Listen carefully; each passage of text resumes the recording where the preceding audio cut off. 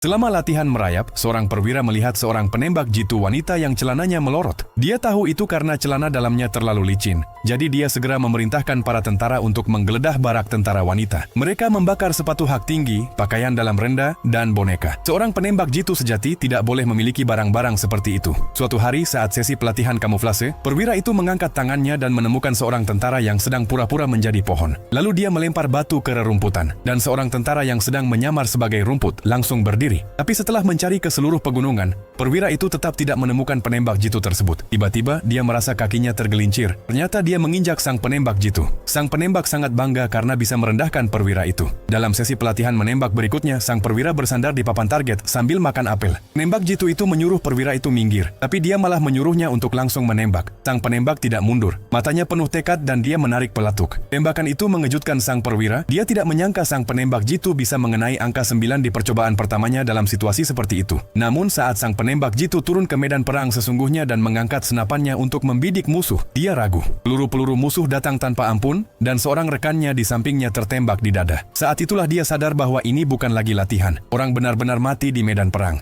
Dia kembali membidik musuh. Saat itu pasukan Jerman melancarkan serangan udara. Sebuah mobil sport meluncur dari atas gunung dan menimpa sang penembak jitu. Setelah serangan udara, tank-tank Jerman mulai membombardir area tersebut. Sang penembak jitu dengan cepat menemukan senjatanya dan mengisi 2 peluru. Dia membidik periskop tank dan menembak cerminnya. Tembakan kedua menembus cermin itu dan tembakan ketiga mengenai operator tank. Dalam pertempuran itu, sang penembak jitu berhasil membunuh 57 tentara musuh. Sang jenderal menghadiahinya senapan penembak jitu baru. Di bawah bimbingan sang perwira, kemampuan menembak sang penembak jitu meningkat pesat. Tapi hal itu juga membuatnya kehilangan arah. Dalam sebuah misi, sang penembak jitu berdiri saat sedang mencari target. Kesalahan paling fatal bagi seorang penembak jitu adalah menampakkan diri. Ini membuat perwira itu sangat marah, namun juga membuat sang penembak jatuh cinta padanya. Dia pun menyatakan cintanya kepada sang perwira, tapi ditolak karena mereka masih berada di medan perang. Esokan harinya, saat sang penembak jitu sedang menggali parit, pasukan Jerman tiba-tiba menyerang. Sebuah peluru mendarat tepat di sampingnya dan dia terkubur oleh tanah. Sang perwira berlari ke parit dan menggali tubuhnya. Saat itulah dia menyadari bahwa dia juga mencintai sang penembak jitu.